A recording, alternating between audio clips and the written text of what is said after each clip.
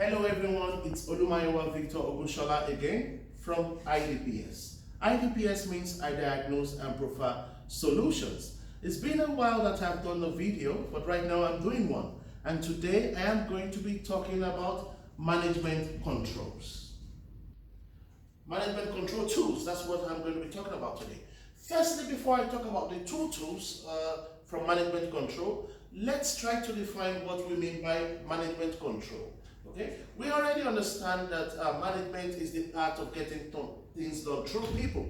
We already understand when we talk about management, we are talking about forecasting and planning, we are talking about organizing, we are talking about coordinating, and then we are talking about directing and controlling. All those are the elements of management. But when we talk about management control, we are talking about various devices or various systems put in place by management, so that the employees of the organization are working in a way that it matches the goals and objectives of the organization. So employees in organization have their own personal goals, okay? They have their own personal targets, they have their own personal lives, but control systems within organizations are put in place so that there is a match between the behaviors of the employees in the organizations and the organization goals and policies. So that's management control systems defined.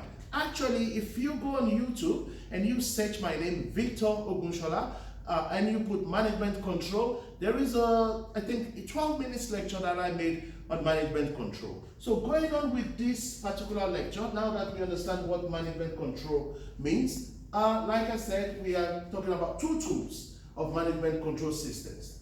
The first tool that we talk about is KPI. By KPI, we mean Key Performance Indicators. What are KPIs? I put that on the board, yeah? KPI. And that means Key Performance Indicator. That's KPI, okay?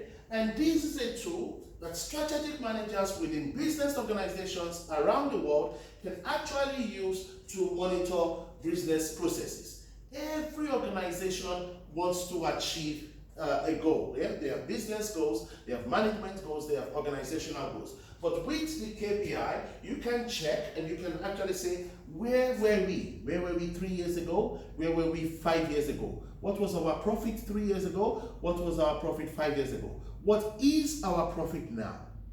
What will be our profit in the next 5 years? With the key performance indicators, you can ask yourselves, were our customers happy 3 or 5 years ago? Are our customers happy now? Will our customers be happy in the future? That's a KPI, guys. But let's look practically, more practically. That this is gotten from the slide from the university where I work. Let's look at this practically. So with the KPI, let's look at financial perspective. Yeah, managers or strategic managers can monitor performance of finance, and then the critical success factor, which is what exactly do we want to achieve when we talk about finance, is that we want a financial result. Yeah, we want profits, we want more market share. Okay, but what would be the indicators to measure this performance? Okay, an indicator could be cash flow. A second indicator could be monthly results, yeah, for monthly financial results. Another indicator could be increase in market share. So, are we making profit on a monthly basis? What is the current cash flow? And is there an increase in market share? All these are performance indicators that can tell us how the organization is doing financially. Let's talk about operations, okay? The operations are all activities within the organization that helps this organization to achieve its goals and objectives. Operational processes. The critical success factors could be technological capacity. What is the technological capacity of the organization? What is the manufacturing excellence of the organization? Are they doing well in terms of manufacturing, giving out quality products? Technology-wise, what is the capacity of the organization? And the performance indicators could be the number of competitors with similar manufacturing technology, If there are so many competitors with similar, that means maybe they need to be innovative and come up with a new kind of technology capacity or tools. Yeah? It could be turnaround time, it could be cost per unit, or it could be productivity. Okay, talking about manufacturing excellence. Okay, how do you determine the excellence of your manufacturing procedures? It could be by how much do you produce as well. Let's go to another thing that we could use the KPI to measure, which is customer perception. Okay, the critical success factor here could be new products, anticipation of customer needs, preferred supplier, or partnership with customers. And the indicators, how we measure that is what's the sales percentage of these new products. Okay, is it on the increase or the decrease? Okay, how reliable is delivery within the organization? Also, number of contacts with customers. Okay, those could be performance indicators. Lastly, innovation perspective. Okay, the critical success factors for innovation perspective could be stuff like technological leadership, learning skills in the factory, time to market, or product focus. Yeah, and the performance indicators could be development time, could be process time, could be degree of competition. Okay, we talk about innovation. What is the degree of competition in the industry? So, ladies and gentlemen, KPI, we looked at that by looking at the critical success factors and the performance indicators itself. And lastly, we talk about the Balance Scorecard. The Balance Scorecard is also a management control tool. With the Balance Scorecard, strategic managers can look at the organization, can attend to the organization from an holistic perspective. From a holistic perspective. Why do I say that? There is a tendency that the strategic managers of the organization are focusing on customers, they want happy customers, and they forget about internal processes. There's a tendency that the strategic managers of the organization are focusing on finance. We want to make profit, we want more market share, but they forget that customer defines profit. So with the Balance Scorecard, the strategic management are looking at the organization from an 100% point of view. If you look at the word, it says balanced. So there's a balanced approach. They're looking at finance. How do we maximize shareholder value? How do we make profit? They're looking at customers. How do we exceed customer expectations? How do we inspire our customers? How do we have customer retention? They're looking at internal processes. How do we create quality partnerships? How do we maximize operational effectiveness? How do we create high quality products for customers? And then they're looking at learning and growth. Yeah?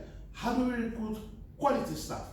When these guys become our staff, how do we train them? How do we make sure that they develop professionally? And that's the Balance Scorecard. As you can see, with Balance Scorecard, the managers are looking at the financial perspective, customer perspective, internal business processes perspective, and the learning and growth perspective of the organization. Ladies and gentlemen, that was a short lecture on management control systems, and I talked about the definition of management and management control being a tool that managers can use to make sure that the behavior of the employees is in alignment with organization goals and policies. And I also talked about two management control tools, key performance indicators. We can use that to measure where we were, where we are, and where do we want to be in business. We can also use that to see how we are performing in various aspects of the organization. Lastly, I talked about Balance Scorecard, and I said with the Balance Scorecard, it helps us to look at the organization as a whole, 100% perspective on finance, on internal processes, on customer perspective, and on learning and growth of the organization. Thank you very much. I hope you have enjoyed that video. If you did, please, I'd like to hear from you. You can give me feedback because I love to do more better videos at info@idpsconsults.com. And also you can go on our website www.idps.com to give us feedback as well. We are here to serve you.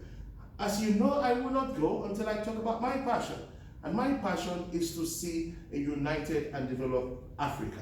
So Africa must develop. Are you an African anywhere in the world? Keep doing something to promote African unity and keep doing everything to make sure that Africa must develop.